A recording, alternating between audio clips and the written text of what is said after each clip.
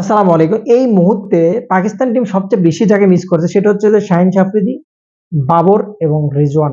এই ৩ টা নাম কিন্তু পাকিস্তানের পেজ যে আছে অফিসিয়াল পেজ, ও ভাই ভাঙ্গে চুরে ফালাইছে কালকের থেকে। এমন একটা মানে অবস্থা, কমেন্ট বক্স ভরে গেছে বাবর রিজওয়ান ব্যাক করো কাম বাবর। তখনকার সময়টা বাবর রিজওয়ান কিন্তু যথেষ্ট ভালো করতো। টি-20 ওপেনিং এ নামলে একটা খুঁটি দাঁড়াইতো, মিডল অর্ডার একটু ভালো করে দিলে রান কিন্তু অনায়াসে ১৮০ প্লাস হতো। তবে সত্যিকার অর্থে মিরপুর এপিজেডটা কন্ডিশনটা খুবই খারাপ, যেখানে বল ঠিকঠাক ভাবে ব্যাটে আসছে না। বাংলাদেশ যদিও খেলছে, এটা খেলা বলে না। আপনি টি-20তে এই যুগে যদি আপনি ৩০ করে ১৪০ করে জেতার আশা করে মাঠে নামেন, ও খেলা বাদ দেওয়ান লাগবো। তো আকাশ ভরা তারা দেখা ছাড়া অপশন না। বিশ্বকাপে আপনি মিরপুরে খেলে গেলে লা হাওলা ইল্লা কুওয়াতা ইল্লা ছাড়া পড়া ছাড়া কোনো অপশন নেই, সত্যি কথা। এই যদি আপনি মিরপুরে খেলে দিলে বিশ্বকাপের প্রস্তুতি নেন, তো ইল্লা লিল্লাহ, না মানে ইল্লাল্লাহ ফি সাবিরিল্লাহ, শেষ। আপনি আর ওইটা নিয়ে আর বিশ্বকাপে প্রথম রাউন্ড আপনি পার হতে পারবেন না। খেলতে হবে বগুড়ার পিচে, খেলতে হবে সিলেটের পিচে, খেলতে হবে চিটাগংয়ের পিচে, যেগুলোতে ফ্ল্যাট পিচ।